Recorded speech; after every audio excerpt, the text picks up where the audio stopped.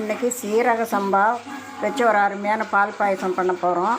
இதில் பாருங்கள் 150 அரிசி வந்து 1 மணி நேரம் ஊறிட்டுருக்குது. இப்போ தண்ணி கொதிச்சிருச்சு. இப்போ அந்த அரிசியை வந்து இதில் பாதாம் முந்திரி 1-2 உடச்சி வச்சுருக்கிறேன். கடைசியாக அதை சேர்த்திக்கலாம். இப்போ பால் 1 லிட்ரு இதில் ஊற்றிட்டோம். இப்போ பாலில் கொஞ்சம் நேரம் இந்த அரிசி வேகட்டும். நல்லா வேகணும். பாதாம் முந்திரி சேர்த்திட்டேன். இப்போ ஏலக்காய் தூள் போட்டுக்கலாம்.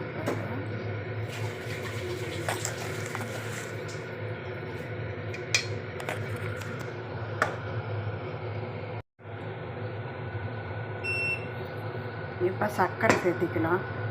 இந்த சர்க்கரை வந்து இந்த டம்ளரில் 3 டம்ளர் சேர்த்தனா தான் சரியாக இருக்கும். இப்போ சுவையான